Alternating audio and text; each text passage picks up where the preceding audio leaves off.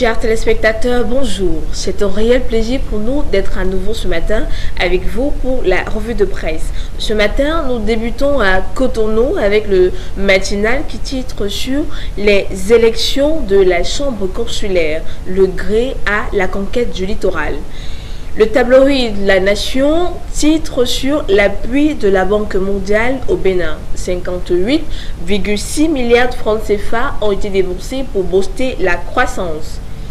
Préparatifs des élections municipales de 2020. L'opposition à la traîne, c'est le titre qui barre la une du journal Le Matin. Faisons un tour à Ouaga, cette fois-ci avec le quotidien numérique qui nous informe sur le Burkina Faso, le G5 Sahel. Le président rend hommage aux victimes d'Inates. L'Express du Faso, quant à lui, parle du pari gagné pour la région du centre-est, de la reconnaissance nationale au mérite dans les Hauts-Bassins et enfin de la célébration dans la sobriété à Bamfora. En Côte d'Ivoire, le journal Fraternité Matin titre sur l'hommage au président de la République dans l'indigné Djamblin. Gon Coulibaly aux populations dit « Vous avez raison de célébrer Alassane Ouattara ». Propos incendiaires, conflit communautaire, Amadou Gon et Jeannot Aoussou interpellent les Ivoiriens, révèle le jour plus.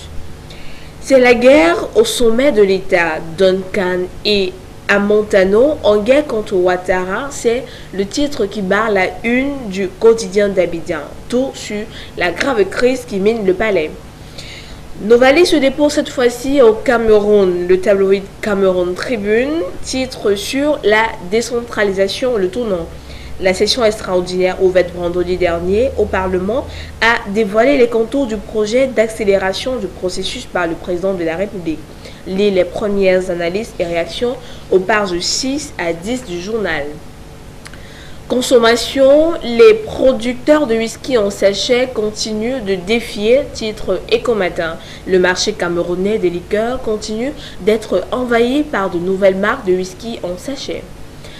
Toujours au Cameroun, le journal L'économie titre sur la 20 ans après les chiffres clés et les perspectives. Cette fois-ci, au Nigeria, la route Abuja-Kano s'effondre avec le retard du projet. C'est le titre qui barre la une du journal Daily Trust. Le programme s'est arrêté en octobre à Benue. Les vendeurs ne sont pas payés. Le gouvernement fédéral n'a pas encore commencé à nourrir les élèves à Lagos, Kwara, révèle de Punch. Au Zimbabwe, Chronicle révèle que Mary Chiwenga a externalisé $1 million US.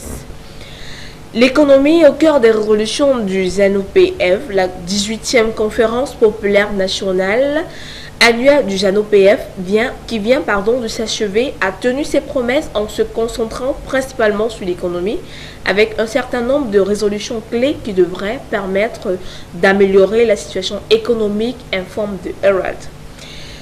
En Afrique du Sud, pour terminer avec Business Day qui informe que l'organisme de réglementation de la santé abandonnera les cadres supérieurs. Il ne restera que 3 des 11 membres de l'équipe de direction qui étaient en place en janvier. La nomination de la première femme commissaire de police du Cap occidental a été accueillie très favorablement, révèle Cap Agos.